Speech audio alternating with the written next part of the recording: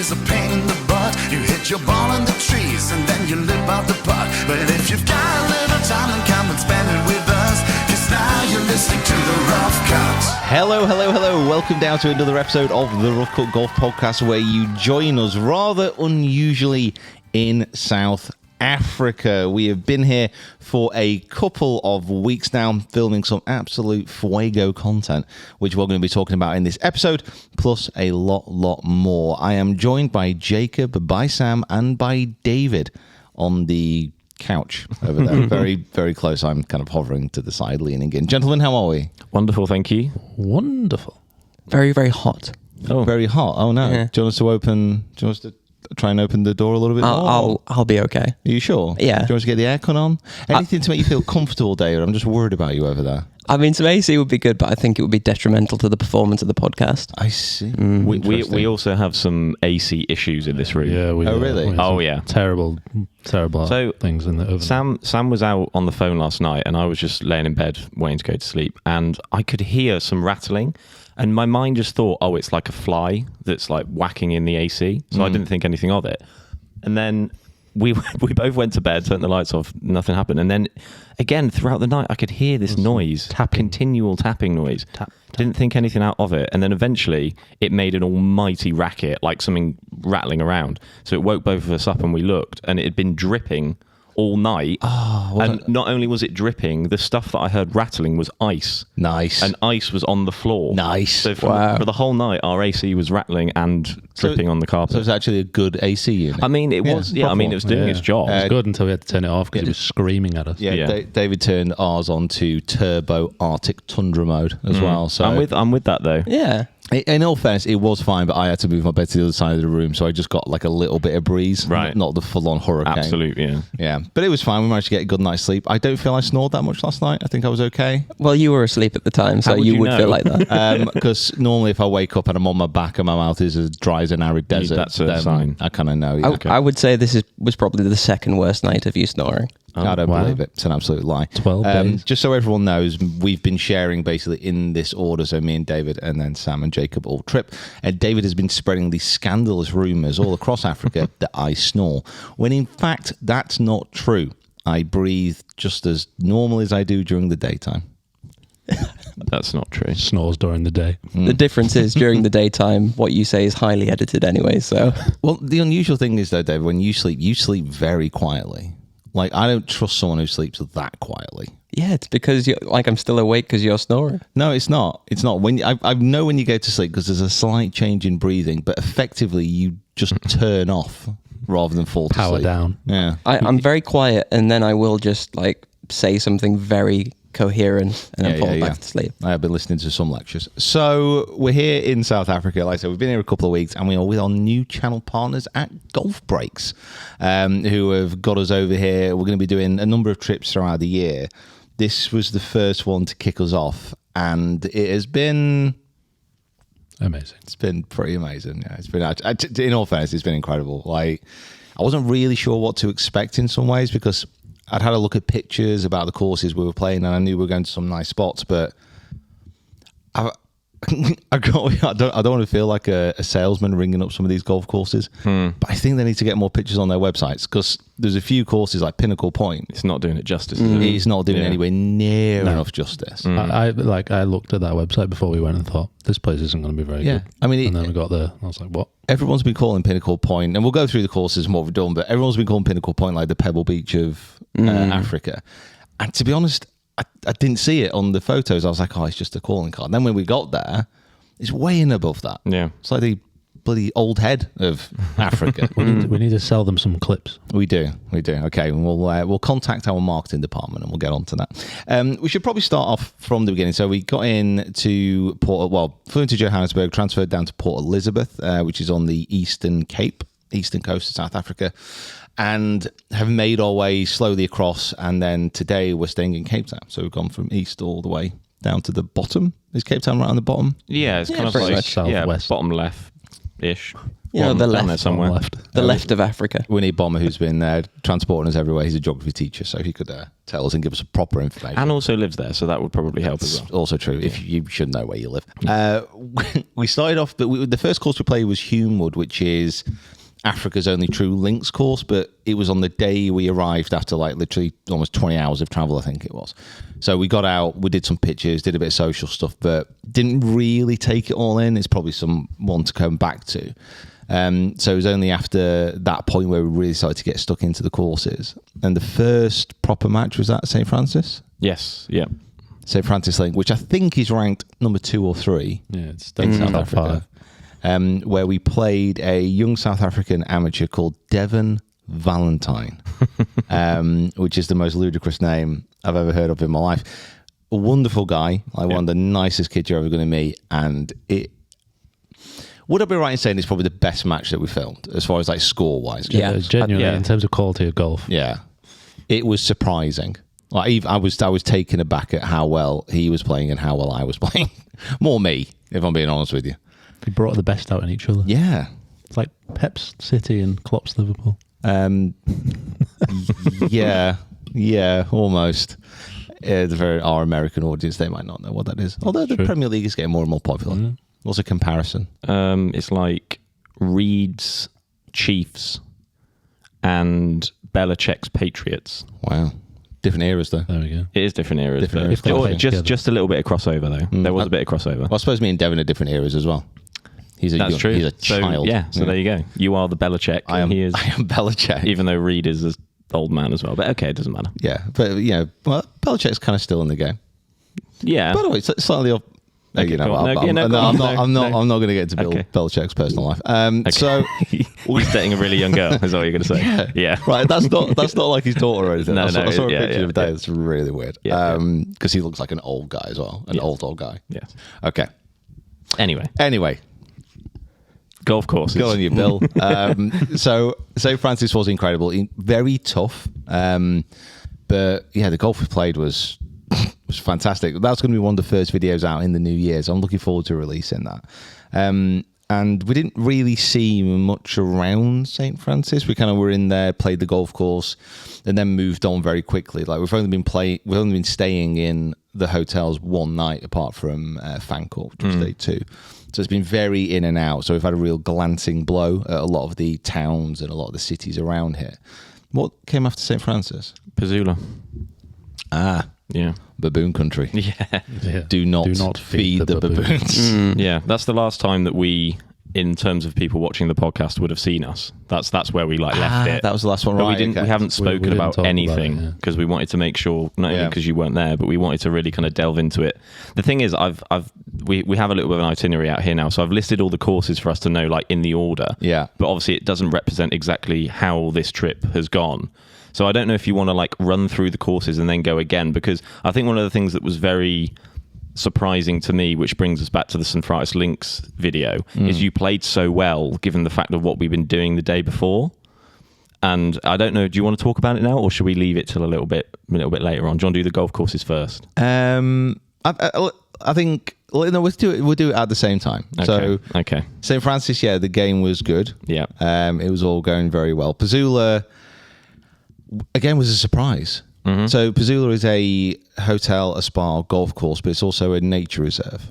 So as soon as we get in, we pull into the car park. There are signs saying like, "Do not feed the baboons," and there are baboons like on the course. There is a superintendent that goes out with a massive paintball gun on the golf course to try and keep the baboons away. This paintball gun was like a bazooka. It had like a silencer on it. Yeah. I missed this man. I didn't see him. It was huge. It was like, He walked past us on the... yeah, like size-wise. I don't really know anything about guns. Like something out of Ghostbusters. Yeah, it was huge. Had a massive silencer, massive like canister for paintballs. And I don't actually think he shot baboons with it. I think it was more of a Surrounding Deterrent. area. yeah, like more of just a deterrent to get them away. I'd like to see this man's LinkedIn. What his previous experience was that he could get that job. Baboon hunter, Yeah. baboon control, crowd controller. What do you do for a living, sir? I shoot baboons with a paintball gun. I patrol the golf course and target baboons mostly. I mean, What happens when they narrow it down to the final 4 in the interview stage? Do they just have a The target practice. Baboon off. Yeah, go to a range. Yeah. Shooting range. Just let him into a room with one baboon. Yeah. Who can make contact? Not first? alive. It's like they've seen- Gladiator 2. Is that a baboon that comes into the? Yeah. So it's but it was like it is a monkey, but it's a weird looking. Yeah, it's like a shaved baboon, isn't it? It's almost like they'd morph like a tiger and a monkey together. I would say, and I would hasten to add, if you've not seen Gladiator 2 yet, do not use it as an accurate historical reference. I think there are a few things in there that are questionable. Yeah, I don't think Is they that had right? sharks. They didn't have sharks in the Colosseum. Naval battles, yes. Sharks. Did no. they even do that though? They did. Did they do it in the Colosseum? They did, yeah. They did. I don't believe it. But the era that the film was set in, they wouldn't have done it then. It's late. It was early. Just amalgamated 1,000 years of Roman history into one film. I don't believe it. Yeah. I've been to Also, the, they I've been wouldn't to the have read. Colosseum. It's yeah, got so holes have in I. it. So have I, yeah, I know. Yeah, it's got holes in I it. know. They're never going to be able to keep But I that say, water. like, when I went as well, and then you try and think of how they managed to do that, it doesn't feel like it's big enough to be able to host it. Built little ships like dinghies, Yeah, rowing boats, kayak battles. Yeah. Yeah. They also didn't read newspapers back then as well. No, they anyone- didn't. Absolute disgrace. Again, if you haven't seen it. Spoilers, they read newspaper. But Pazula again, like we played a few holes there, and I thought it was a really nice looking course. You could see the ocean, and then all of a sudden you get onto the back nine. I'm not sure who's editing this. If you're watching this, we'll throw up a picture of. Was it the 11th or the 12th that we got to? I think it was 12. The 12th. What, the one down? Yeah, Oh, where- no, it's the 13th. 13, Yeah. where all of a sudden the entire world's oceans were revealed to us. It's unbelievable, so like scenic, so breathtaking. I think that was probably the first point where St. Francis Links I thought was a fantastic golf course. Pazula was like more of a spectacle and like a wow, this is stunning. So we filmed. Oh, should we say what we filmed? We're about to expose ourselves. Yeah, Do we? might give something away there. So we're not going to tell you what we filmed at Pazula, but this is probably going to be the last video in January. Yes. Yeah. Okay. Yeah. Interesting. And then after Pazula, we didn't get in the hot tub, which was in the room. I slept on a chaise longue to get away from David because he gave me the stink eye when our beds were too close together. Got to leave room for the Holy Spirit. And then we moved straight on from there, and we went to Fancourt. Yeah. So this was my, I think, favourite. Oh, for me as Like- well. Yeah, for Yeah. sure. As far as like a venue, and did you talk about the safari, by the way? No. That's what I'm saying. We've not spoken about anything. God, we've done so much. Yeah. So in between, is it St. Francis and Pazula? This is what I was saying about you coming to play. Right, okay, at right. St. Francis We'll Links. get onto that. We will get onto the safari then. Yeah. So we went over to Fancourt, which is I think, fairly famous name within South African golf. It's probably the one that most people know, apart from Leopard Creek.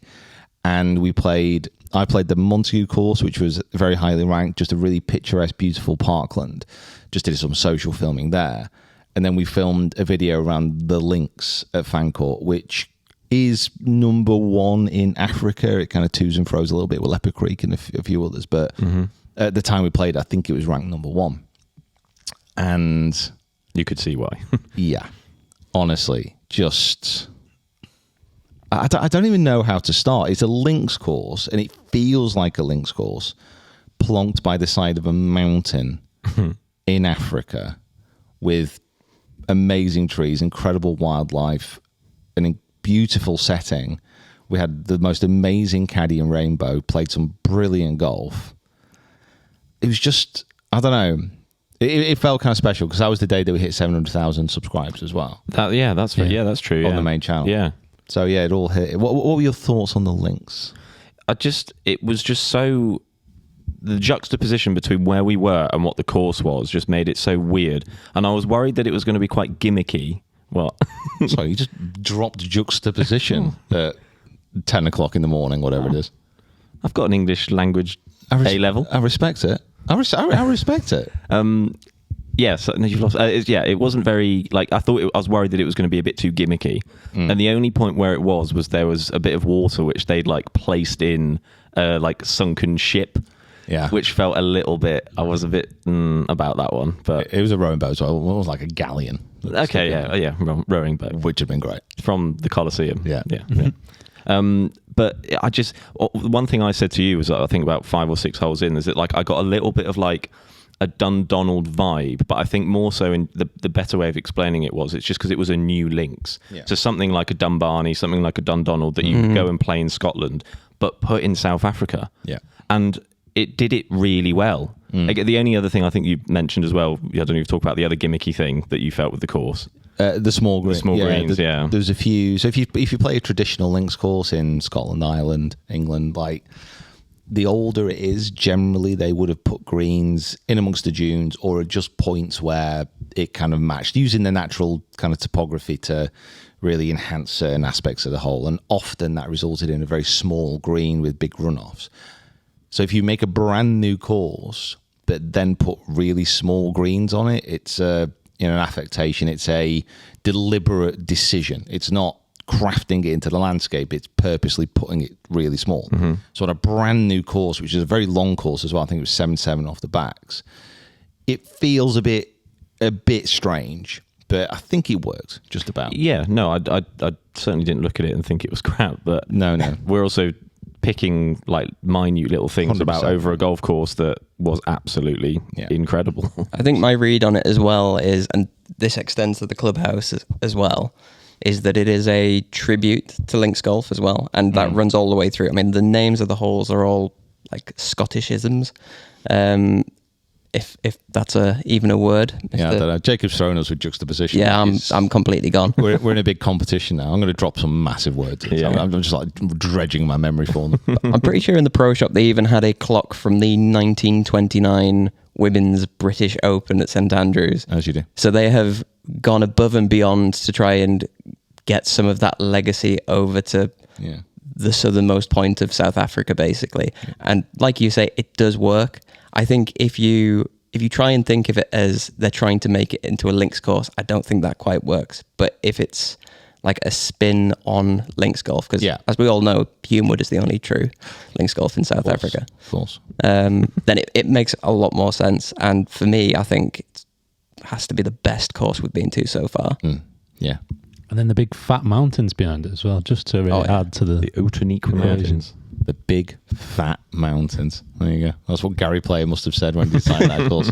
I want to put this hole here because it's a big fat mountain that we're going into. And well, the history of it as well, being that it was the old airport, the location for it. That was a bit of a random one. I think it shows a little bit about like modern golf architecture as well, like what can be achieved. Like if that whole area is just a flat airport, and now it's not flat at all. Loads of hills, rolling landscape, and they've got another 9 holes which are opening, I think this month, next month. Yeah, I think it said this month. Yeah, which is like down in another little hollow. It's a special place, and I think what really helped as well set it in our minds. We stayed there for a couple of days so we could soak it in, and Fancourt as a resort and a place to stay was just nice. Yeah, it's just lovely. More than nice. It was beautiful. So it was lovely.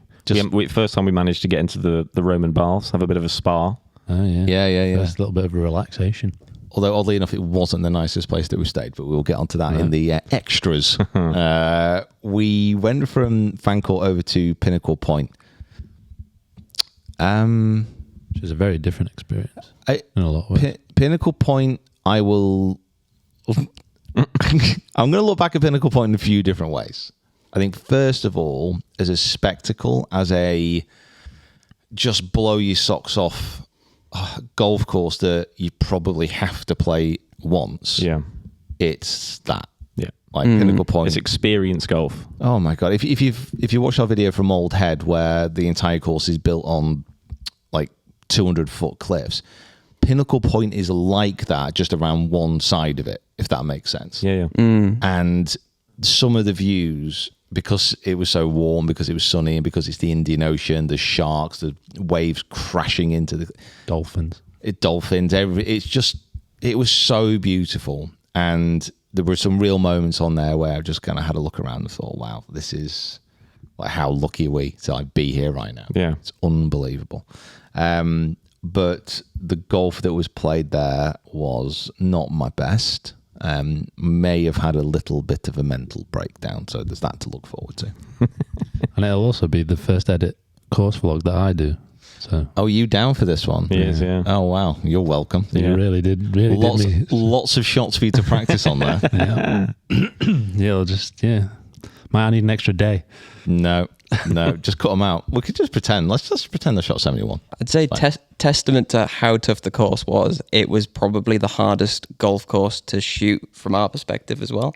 Even small things like, obviously, we're in the content creation business. We need to see the golf ball hitting the green every single time. Yeah. But the number of elevated greens there were, the number of times Sam and I had to run up to the green to make sure that we had a second angle of it. It wasn't just like the elevated greens as well. It was the de-elevated greens. Yeah. There's some like 100-foot drops off the tee. Oh, I want to say that, was it the 13th, the one that dropped straight down, or the 12th? 13th. The par 4. Yeah. 12th or 13th, wasn't it? Yeah. I want to say that was probably a 200-foot drop from tee to green, all along the side of the cliff. I think we've probably taken about maybe a year off our drones like life as Well, speaking of that, the killer seagulls that were out to get the... And anytime you fly a drone near the coastline, there's always a chance that the local marine life isn't going to take a fancy to it, or isn't going to take a liking to it, should I say. And I think some of the seagulls around Pinnacle Point may have been nesting. Yeah. So as soon as we flew Daryl over it, they got a bit stressed. Daryl the drone. Daryl the drone, yeah. I didn't know he had a name. He does now. He's earned it. Daryl John Irving, Yeah. DJI. There you go. Wow. There you go. Good at this is why we're bringing Sam on. Bloody hell. Yeah, just intersects with stuff like that. God. That was sharp. Yeah. Very sharp. It's a real juxtaposition. If your name's Daryl John Irving, please write in. I didn't know the drone was Scottish either, but you know. It doesn't have to be Scottish. They could have like Scottish ancestry, but It could be an American. yeah, it might have been. Yeah, expat That's true. Yeah. in South Africa. Yeah, it might have been born in Dundee.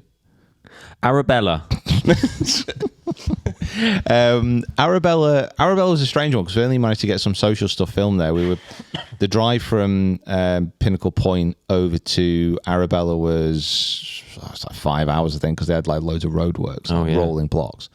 So we only got there like an hour before there was like a comp going out. So we got some social stuff, got some photos, got some bits and bobs, and then it actually started to rain, which we couldn't believe. What?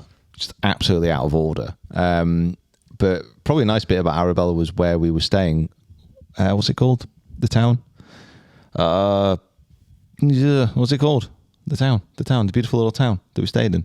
That we went out and we had catch of the day, and the waitress hated David. Was it Hermanos? Hermanos. There Yes, you go. well done, David. Yeah, I knew we invited you here for something. we went. Like Arabella's definitely one I want to go back to and play and just relax and enjoy there because I had a fantastic hotel. And then we went out into Hermanos, which is a nice little coastal town, very touristy. It felt like quite nice. And we went into the restaurant afterwards. We sat down, and I can't remember who put their hand up first, but it was like, "Oh, can I have a Castle Light, a beer, please?" And it's like 500 ml large. So yeah. They're pointing at Jacob. You were like, "Yeah." So large, yeah, okay, yeah. I pointed a day before golf. I said, large, yeah. And we went around the table. Got to our David at the end. She went, a small. For you. Like completely unprompted. Like David hadn't even said anything. A small. I was trying to win her. I was trying to win her back with politeness, but she was not being drawn on it. And then when David went to order his main course, he was like, "Can I have like the catch of the day?" And the menu had a picture of the catch of the day on. We'd ordered catch of the day as well. No issues at all. Dave says, "Can I order the catch of the day?" She's like, "You know it's not what it looks like on the menu." He's like, "Yeah. I know. I want the catch of the day." And then she got the menu. I was pointing at it and said, "You know it's not this one." And they were like, "Yeah, I think that's fine." Like, I'm a bit deaf as well, so the whole time I was looking at her and thinking, like, just keep nodding. And then she gave me a quizzical look, and I thought, "Guys, help me out here." No, it had a table full of people kind of advocating. He's like, "No, he's all right. He's good with the catch of the day, swordfish." Yeah, lovely. Yeah, you'll be able to manage. Yeah, we should have said something, but I think it was too funny. Just leave him to it. Got to talk about funny. So we went from Arabella, and we've ended up right here. This is Pearl Valley. It is. Which I think has probably been the biggest surprise I went out filming with Golf Breaks last evening. We did some coaching videos here. We've done a bit of social content. This might be one of my favourite courses of the trip. Wow. The actual design, it's a Jack Nicklaus course. I've played a few Nicklaus courses, a few I really like, a few are a bit meh. This one is really good, really playable, really friendly, really nice.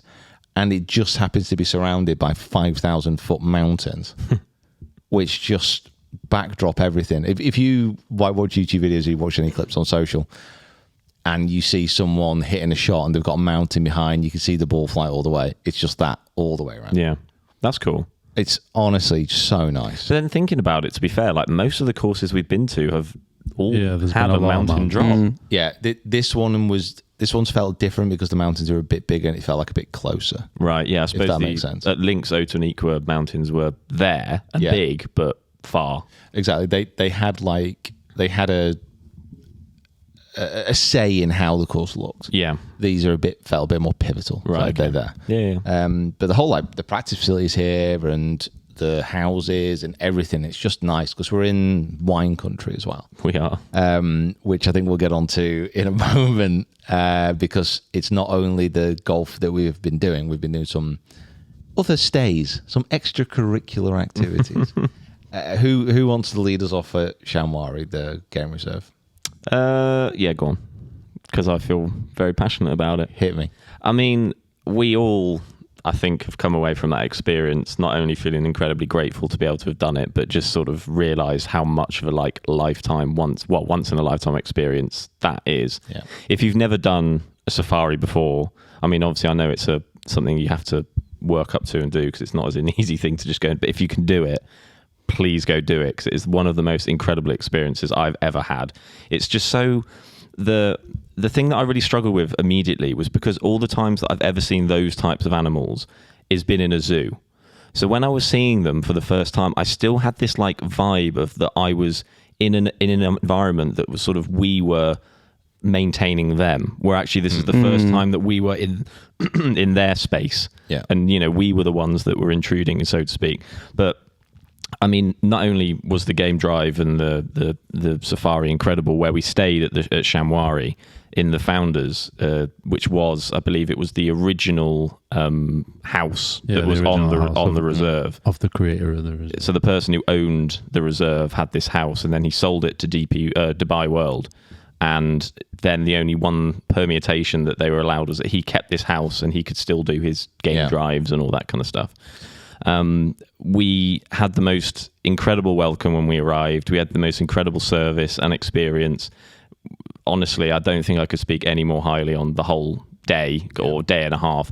The only thing I wish we had was more time. 2 more days. It was we could have been there for ages. I mean, walking in that first moment when we walked in, and they had this like a underground bunker thing that looked out onto a watering hole. When we first arrived, the guy took us down. Sikambuzo, our driver, he took us down, and there was 2 giraffes and 2 zebras just sort of milling around next to the thing. And that was the first introduction. So I think that's it. Not a bad way to start. I don't know if we had much idea because we had a long drive. I think Bomber, our driver, took us in sort of the main entrance when we should have gone in another way. So we had a long drive on these sort of old gravelly roads that we were going past, and we saw little snippets, and I think there was a giraffe that was quite close and you could see things in the distance. But I don't think we were quite expecting sort of when we got to the Founders what we were going to arrive to. And we got, showed through our rooms and everything, and we, got told what the rundown of our itinerary was going to be when we were there.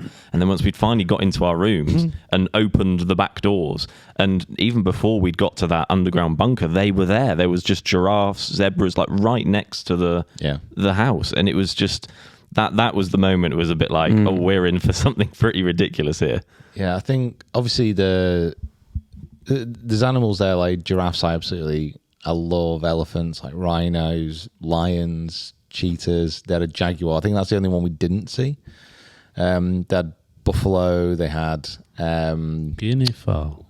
Guinea fowl. Guinea fowl. They had wildebeest. They had everything there. And like I said, I've never been to a game reserve. I didn't really understand what it was. Yeah. But Shamwari is, I think, one of the better ones. I think I'm right in saying what people have said.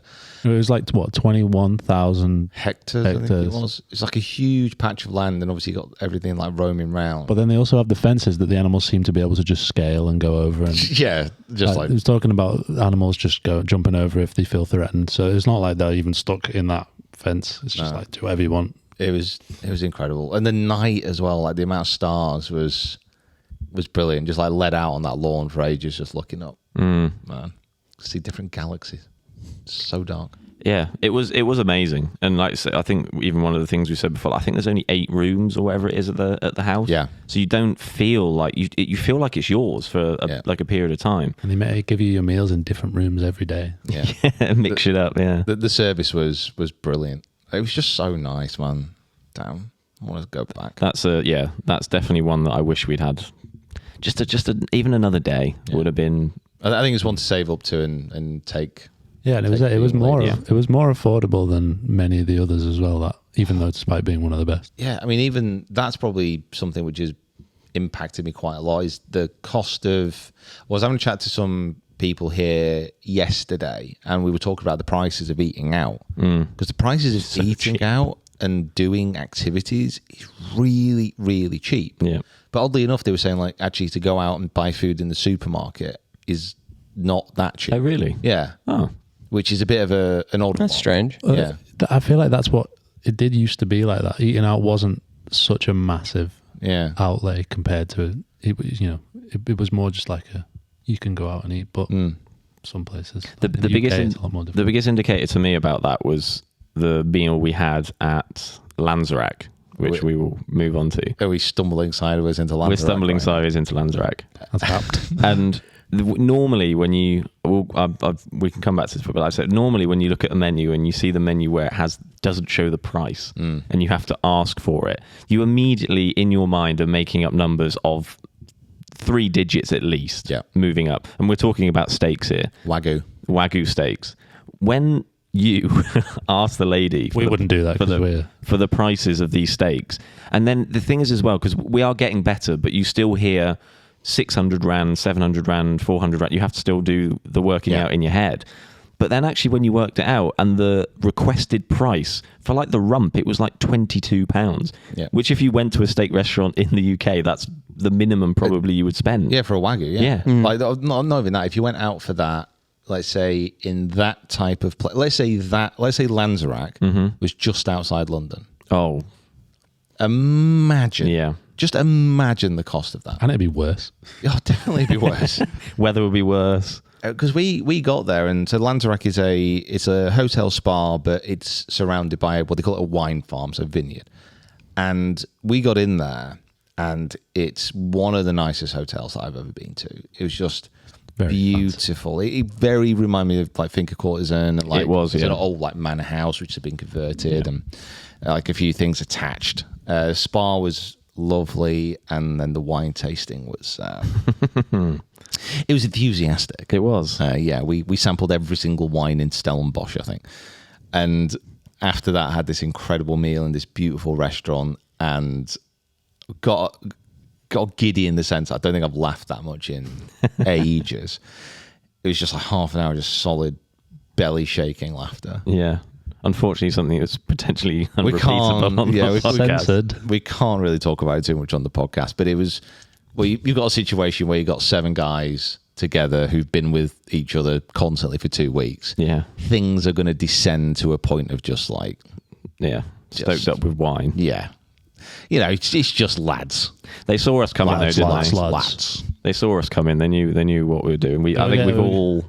definitely coming back with slightly heavier suitcases. Oh yeah, well, I got 2 bottles. Yeah, I got 2. I might have bought some got presents. 3. Oh, by the way, David made a rookie error. A rookie error. He got a bottle of the Sauvignon Blanc. Oh, Sauvignon Blanc, which was free to take from the fridge. Oh yeah. I didn't know that at the time. Such a rookie error. Oh no! Such a rookie error. I know. I could have had yours as well. Damn it! Did you leave yours? We No, left we ours. didn't. No, Someone- Oh, well, someone's got well, it. there you It's go. being gifted. There we go. I've been gifted goals and yeah, shop. Gifted to my fridge. The Forrest household now know what Christmas is looking like. Yeah, don't watch this. Stay away. And Spoiler alert. I think I kind of left there with a bit of again, one of those places that I could have stayed for days, just relaxing and chilling out. It was so nice. And again, it just like brings together this trip, which is, it's been amazing. It feels like we've traveled a lot. So It's because we have. I think We've moved every day. yeah, like we could have done this trip over the space of, I don't know, a month maybe, and still have found it probably a little bit kind of quick. Yeah. And it does make me quite sad that we are leaving in Tomorrow. We are leaving in tomorrow. We're leaving in tomorrow. We're leaving in tomorrow. We are heading home to Manchester, which is going to be grey. It's going to be cloudy. It's going to be don't. wet. It's going to be cold. It's going to be in winter, where we are currently at the start of summer. I'm going on holiday in a week. Where are you actually going? Barbados. Barbados. Hard life, isn't it? Wow. You're going to Barbados in a week? For Christmas. All right, okay. I'm going back to Hereford. It's more like 10 days. Okay, 10 days, yeah. Oh, well. See, Sam always gets But annoyed. don't bother. Sam always gets annoyed when we like joke about him having an estate. Yeah. And like, you know, living on a massive mansion property. And he's like, no, it's not like that. It's not like that. Yeah, but Where you it's going on not. holiday? Barbados for Just- Christmas. We've already addressed this. But my mother's special, it's a birthday. I'm not going to say it again because she called me out for telling everyone how old she was. But Yeah. it's for her birthday. It's a round number birthday. It's a round number birthday. Okay. Yeah. She's 30, we know. Yeah. Yeah. I remember my mum's last birthday. Someone else cooked for her. That was a That's present. nice. Yeah. Yeah, she was really happy about it. She took a morning off work. Well, it sounds like you've not been buying your mum very good she presents took a then, doesn't morning, it? took a morning off work. We bought her a new washboard. Business owner. Yeah. 700,000 subscribers. I only spent the cooking. morning fixing a car. You know, that's what we got. So they do it in Preston. You know what we did for my mum's birthday last time? Turn the electricity on for a day. It was a real. Sounds like treat. you neglect your parents. Took a bit of hot water. You can have a warm bath today. Yearly bath. She baths and then cleans all the clothes from the year, and then And then, like, yeah, we all take advantage of it. Like, we turn the electricity on. We all bring our clothes for the year. Yeah, exactly. We get them all Yeah, washed. yeah. It's a real treat. bath water is looking by the end of black, and then you make cups of tea after Yeah. because you don't want to ruin the water. Well, yeah, I mean, we turn the electricity on, but we have got to go down to the river to get the water as well. Sure. Like, we can't turn the water back up. Yeah, absolutely. So yeah. it costs Yeah. way too much. Heavy buckets as well. Yeah. So yeah, I hope you enjoy Barbados, Sam. Yeah, I will. We're going to be going home for Christmas, and they're probably having to catch a turkey before we eat it. Maybe we'll settle for Turkey would be lucky. pigeon and squirrel. Yeah. This is all projection. Yeah. Peter Finch. Projection. Anyway. So Barbados, anyway, yeah, it's no South Africa. And the only thing which I'm looking forward to getting back to is obviously seeing friends, family, but actually being like, Yeah, I mean, whatever. I mean, Yeah. those are Take the- them or leave them. Those are the obvious one. That's the obvious thing. But that feeling of actually being a bit more Christmassy, Yeah. so a Yeah, little it's- bit colder. It's not existed here, is it? Yeah, I mean, there's Christmas decorations up and there's Christmas music playing in the clubhouse, but you're walking into a clubhouse from like 30-degree heat. And then greeted by Wham's Last Christmas. What? And it's like, what would you like? So beautiful summer salad. Oh, normally I'm on mulled wine at this point. Yeah. Yeah, well, I asked one. Bomber, our driver, what his Christmas tradition is, and it's sunning himself by the pool and having Yeah. a braai, which is like a South African. It's a barbecue, but Barbecue. it's not a barbecue because South African people are too cool to call it a barbecue. Yeah. They don't want to be associated with Australians. It's a barbecue. It's a nice one though. It's We a had very nice Bomber, one. Bomber cooked one night for us. He did, yeah. Called them. Well, that was St. Francis. St. Yeah, Francis. St. Francis. St. Francis links, yeah. Long time ago. Honestly, we've done so much in such a feels like such a short period of time. Yeah. You have to let us know as well. Get down to the comments if you are watching this on YouTube, and if you've not subscribed to the channel, please do. About where you want us to go with golf breaks next, because the world is our oyster. Yeah. That No, is. Sorry, go on. So. I should say there'll also be a vlog from this trip that you'll be able to watch. So you'll be able to see all these different things Right on this channel as well. right on this channel. Is this what you're going to be doing over Christmas? While you sat on the beach with your coconut? Yeah, maybe. I am going to be editing it over Christmas. Yeah. No, I was just going to say, it's a good point you make, because like all of this stuff that we have been filming is basically starting the new year. Like it's going to be not only just on the main channel, but like we filmed a lot of swing quests, which are in our eyes, an upgraded, better quality product for coaching videos that we want to be, the best on YouTube. So if you've not subscribed on the main channel, if you've not subscribed on Swing Quest, please do, because all this stuff will be coming out at the start of the new year. Wow. There you go. Check that out. Well done. There you go. Thank you. So yeah, stay tuned. Loads of stuff from South Africa coming, and we're going to be posting stuff on social as well. So you're going to get the inside and outs of this wonderful trip, not just our quick rundown there. Before we shuffle off, get packed, and go play another golf course at Des Isles. Yeah, Royal we. Oh yeah, We. yeah, playing. Yeah, absolutely. Having a game. An Day off. unnatural phenomenon is happening today. We get to play. It's just not right. It's not healthy. It's not good for you. It's not Natural. It's not natural. Scottie Scheffler won the Hero World Challenge. He did. While we're away. Yeah. Which is a real shock. The Hero World Challenge is like a limited field event. It's in the Bahamas. I thought it was Albany. Or Albany. I think that's in the Bahamas. Is it? Yeah. Ask Sam. He knows that part of the world. Well, really no, there is two Albanys, because there's an Albany up in There's like a New York, York. Albany. Yeah. There's Oh, also right. Bahamas. Not That's not this time of year, is it? There is- True. That's true, yeah. Yeah, these are professional golfers. They're not going to be hanging around in the frigid New York winter. I haven't been following that. I've been quite busy this week. You've not You've been not following watched the every Hero minute of the World I've PGA Challenge. been Tour. quite busy this You've not been week. following one of Tiger's tournaments. No, I'm really sorry. This is the one with the weird Tiger trophy, isn't it? Yeah. The one where it's got the paw on the world. Yeah. Yeah, it's Horrendous.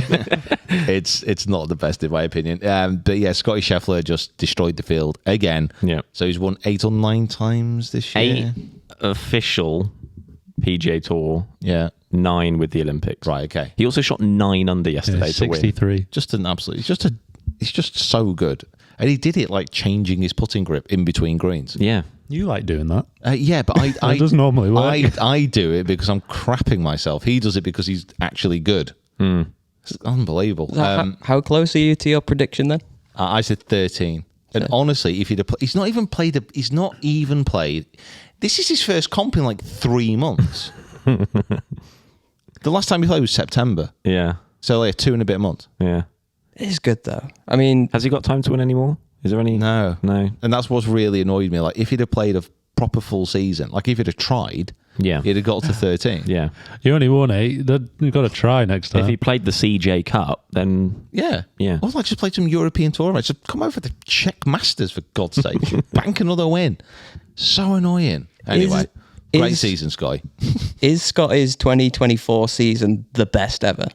It's right up there with Tigers. Yeah. yeah, 2000. It's just so the thing you got to remember is like when Tiger was winning these events and when he was accumulating all these mind-blowing stats, it still has to be ranked there amongst the very best, the best you've ever seen because of what he did in his whole career. Yeah, we're talking the second most major championship, the most cuts, world number 1 for like 4 million years. He is still the GOAT in my opinion. Yeah. But this season, Scottie, ball striking wise, wins wise, has been just as good. Yeah. It's just he's just not quite as cool as Tiger. He's just not as flamboyant. He's just not as all powerful as Tiger was in that era. So it's easy to almost overlook it. Yeah. But he's playing unbelievable golf. He's absolutely crapping on everybody else. I think he's got a bit more flair now as well. I think he's actually getting there a bit more and being a bit more cool. It's when he grows out a beard. Is he becoming like dad cool? I don't know. Dad cool, yeah. I don't know if that's a thing. But yeah, if you compare, like, we talk about Tiger in 2000, he won 9 times, the same theoretically as what Scottie has. But obviously Tiger had his 3 majors, whereas Scottie only had the 1. But then he's had the Olympics as well. Yeah. You obviously got Byron Nelson, won 18 times. The argument case in there is that the fields that he was playing on compared to now, but still 18 wins in a PGA Tour season is incredible. A win's a win. When you do something like that, it's got to be. You got to still do it. Got to account for the greatness. Yeah. But do you think this continues to next year? Because I don't see a reason why not. I mean, he's got no weaknesses. That's the thing. So when not last year, was it last year when he had a few of his putting woes? Yeah, it was last Yeah, year. last year. It was last year because that's what I based the 13 wins on this year. Because if he'd have had an average PGA Tour putting year, he'd have won 13 times with the way he struck the ball. So his ball striking has been like this for a few years. Now he's putting sorted or getting better. Why wouldn't he be able to carry on? It's not like his swing has changed. It's not like he's doing anything drastically different. Yeah. Like he's just so good. Yeah. If he keeps his nose clean and stays out of prison, he'll be okay. That's been his only issue, really. Just his criminality. Yeah, he's just breaking the law. Just running red lights. Can't stay away. He's just a bad boy.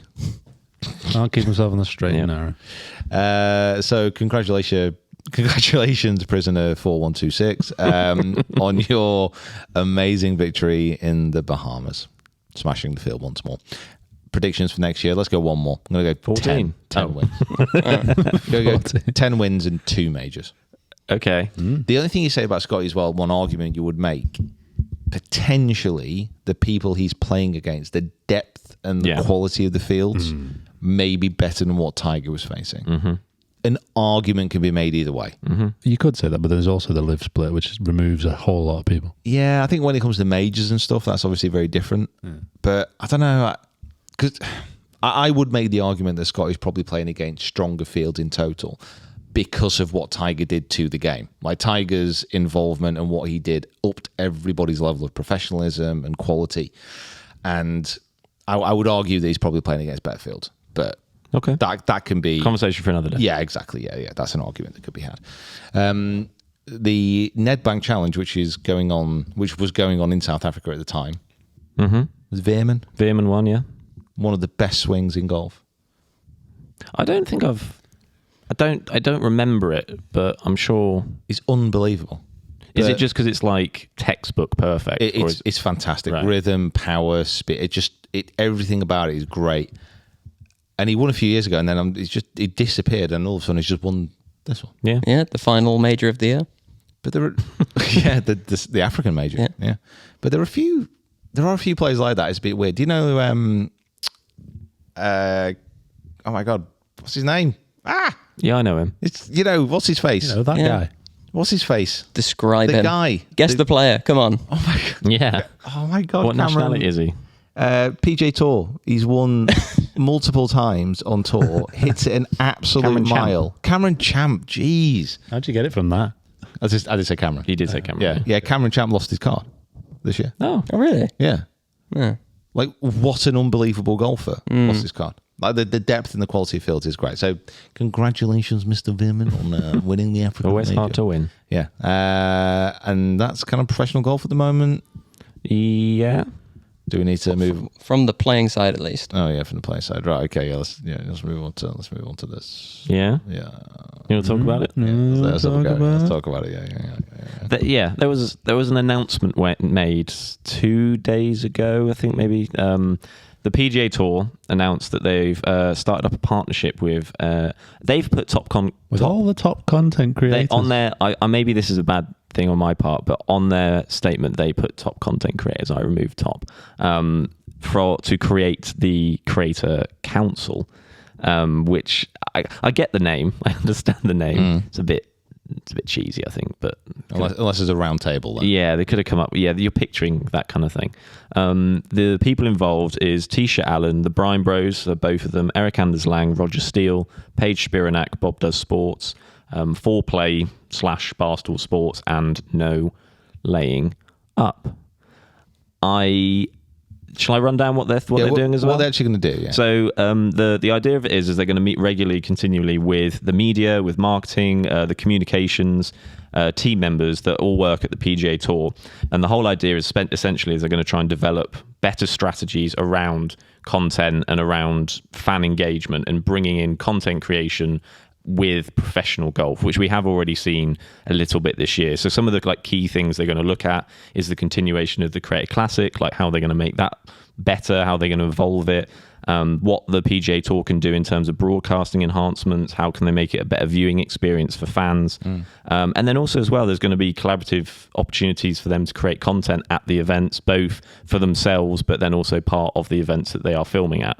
So it's a bit of a combination thing of them providing information in how they think we could work better, or as in the royal we, as in content creators, could work better with the PGA Tour, but then giving them opportunities to produce content as well. So I've named all those people. I have my thoughts. I will pass it over to you because you have more important thoughts than I do. What originally, when you saw this, what were your just immediate reaction? What did you think? I don't know. I think there's maybe a couple of factors here. So we've been kind of working a little bit more with the PGA Tour over the last year, doing stuff like the Creator Classic. We've been speaking to them about doing more content together next year as well, which hopefully we will do. I think with something like this, it all depends on what impact it actually has. Because what the PGA Tour are doing, they're a massive organisation. They're a huge entity which is geared solely around providing playing opportunities for their members, getting the best courses, the best fields, the best sponsors, the best of everything that they possibly can. But it's all geared toward professional golf. And it's mostly geared towards TV and traditional live sports coverage. Now, obviously what we've seen in the last few years, if we've seen a big movement, as professional golf has been more fragmented, but a big movement towards viewership shifting onto social, shifting onto YouTube.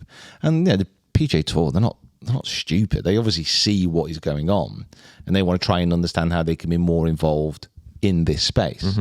Because actually their YouTube and their socials, even though personally I think they're too protectionist, like if we use a PJ clip in anything, like it's copyrighted almost instantly. And that's the same across the board. Even though I think they're a little bit too stringent on that, their views and kind of their followership online is good. It is good. But they're reaching out and they're trying to figure out new ways to engage with the audience that a lot of these creators have. So I know, like, pretty much everyone on that list. I not really spoke too much to the 4Play guys or No Laying Up, but obviously they're well regarded within the game, different audiences and different takes. I think overall it's good. Yeah, so it's a good bunch of people who have different ideas, and if they can get the kind of priorities of creators across, then it's a good thing. It felt like it was potentially something that was coming or needed to happen. So I'm glad that they've set up a foundation for there to be conversations about making the PGA Tour and making content creation something more succinct and easier to do, because I think it needs to be done. I think people saw with the Creator Classic, the queue at the Myrtle Beach was sort of another sort of iteration of that. The only thing I would say is I just think, and it's not necessarily a bad thing. Two points. One, I do think there should be, and I know this is bias from my side, but I do think there should be European representation.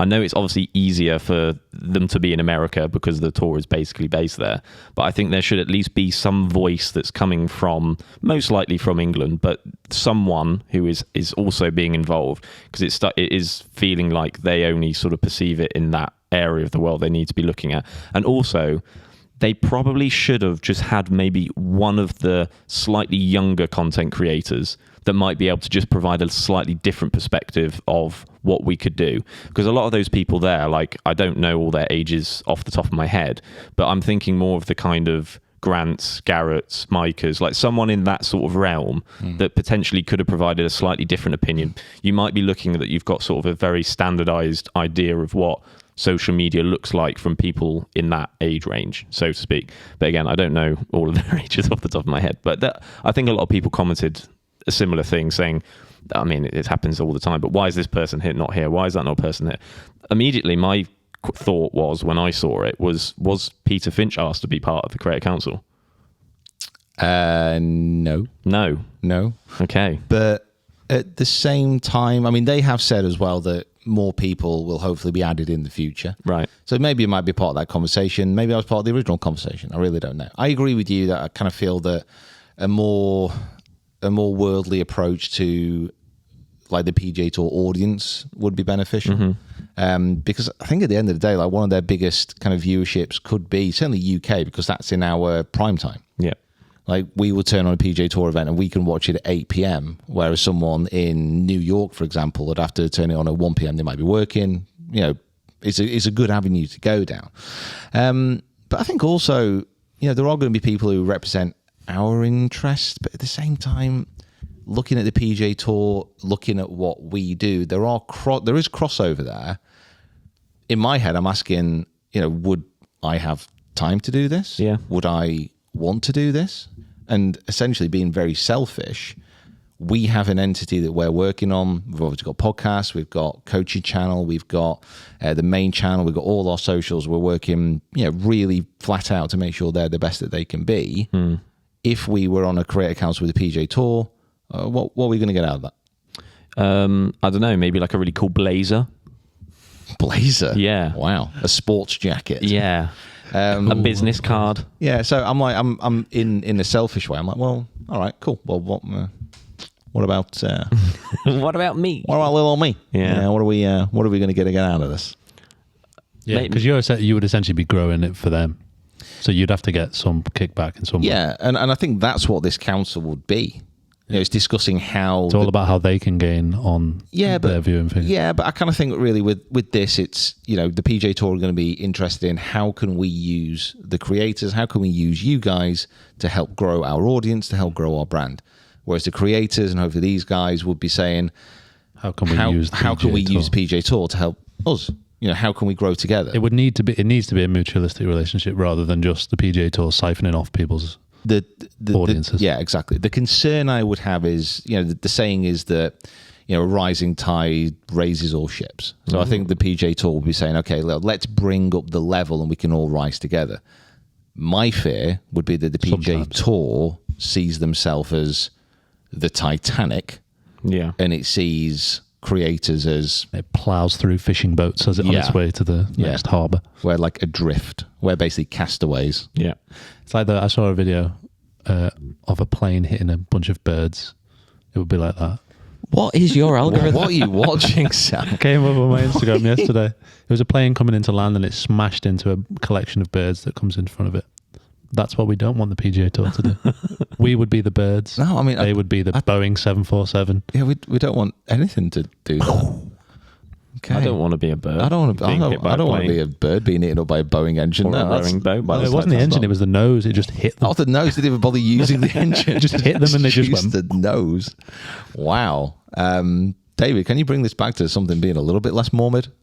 Only that I probably do have a call with the PGA Tour tomorrow, so Love it. This is very much an ongoing discussion. And again, I can't really say too much because I don't know what's going to be said. No, I mean, and ultimately, that's the thing to say about this. I think this Creator Council for me is separate to the things that we would do with the PGA Tour anyway. The plans that we've been discussing. So, wink, wink. Yeah, and for the record, and I am saving a bit of face here, but every conversation that I've had with the PGA Tour has been, how can we help create better content for Peter Finch as well as spreading awareness for the PGA Tour. The only final thing that I would like to add on to this is I'm not really sure if the PGA Tour have realized what they have done, in that we already know how difficult it can be to organize a match with one creator. How they're going to have a Knights of the Round Table situation with half a dozen or more is absolutely beyond me. Monthly Zoom. Yeah, just gonna be saying, the greater are good. Yeah. They're greater are good. So yeah, we'll see. But I'm excited to see what we can do with the PGA Tour next year. Kind of, even if we're involved with the Creator Council or not. This for me is something which should be interesting. But I don't really know the ins and outs, and I don't know how much I'd be able to add to Creator Council. Like I can just, you've got a lot to say. I can just about cope with what we're doing. Like, I go home at night and I just cry into my pillow about what on earth I'm doing. Yeah. Like, just completely confused about life. Somehow we managed to get through. And then if we're asked that, how can a major tour kind of cooperate with creators on a strategic level on the ground and in the greater macro space, which is social media, I don't know. I need another coffee. But have that coffee. I'm sure thoughts will come flooding. Yeah. You've got some ideas. You've got ideas. They might not be good, but they're ideas. Everybody's got ideas. Yeah, It doesn't matter. It doesn't mean you should listen to them. It didn't say we should, but you have them. Have you heard David speak sometimes? Oh, yeah. He's wild with the ideas he comes out with. Yeah. Yeah. Yeah. David, hit us with one. A golf course underwater. There you go. There you go. Perfect. And upside down. That's go very definitely, far. definitely somewhere. Yeah, that's The ball definitely wouldn't somewhere. go very far. Coming to Dubai. Well, that's the thing. If it was a golf course on the water, but then you turn the golf course upside down, when you hit, the ball would naturally kind of rise and it would go into the fairway. Reverse golf. You'd have to use slightly floating balls, obviously. Yeah. Yeah.